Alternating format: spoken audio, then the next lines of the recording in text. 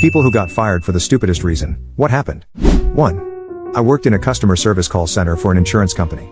A customer called in and had a medical emergency, probably a heart attack, but I'm not sure, while I was on the phone with her. I used the phone in the empty cubicle next to me to call 911 and stayed on both lines to ensure that EMS got to her. I was fired because A, I took too long on calls already, and this was exceptionally long. B, I made an unauthorized outgoing call, and C, I gave the customer's personal information, name and address, to the 911 operator. 2. My first job ever was as a dishwasher. I was so proud. I was 18. Of course, my parents didn't believe me, so my mom called them and asked if it was true. They fired me that night because they felt I was unreliable. I have yet to let my folks live that one down. 3. During my senior year in high school, I was working at McDonald's. It was right after Christmas, and we were really busy. I'd been there 4 hours, had 2 to go, and was supposed to get a 30-minute break. Since we'd slowed down, I asked if I could have a break. The shift manager said no one was getting breaks. I said, thanks a lot. She told the assistant manager that I told her to F off. He fired me on the spot.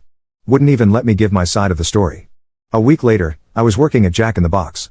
I was a shift manager in 6 months, did that through a couple of years of college, dropped out, never wanted to go anyway, and moved up to assistant manager and then a couple of years later, general manager. I remembered how poorly I was treated at McDonald's and made sure I treated my employees well. Had the third lowest turnover rate in a 95 restaurant region, had the second highest average hourly pay, and number 2 in profit improvement. Take care of your people, and they'll do the same for you. 4. Accepted a job and notified them I would need X date off for my sister's wedding, 2 months after the start date. Came back from my sister's wedding, and all hell broke loose whilst I was gone. Not my responsibility, but my name was on some of the changes in the document. I was canned that day for not being there when they needed me. 5. I was fired for playing solitaire on my 15-minute break when I was working as a receptionist. The doctor who owned the clinic was dumb enough to put that as the reason in my termination letter. I collected unemployment after he tried to appeal it. They explained in great detail how stupid of a reason this was for termination. 6. The schedule was hanging off the wall, and it was magnetized. Everyone's names were little magnets. Someone knocked it off the wall, and I thought they put the magnets back in the right places. Naturally, I didn't show up for my shift. I was fired the next day, even after it came to light what happened, because I should know what my shifts were. 7. I got fired from Sonic when I told them I was no longer going to be available for last-minute call-ins because I'd gotten a second job. My boss was not happy because I lived the closest.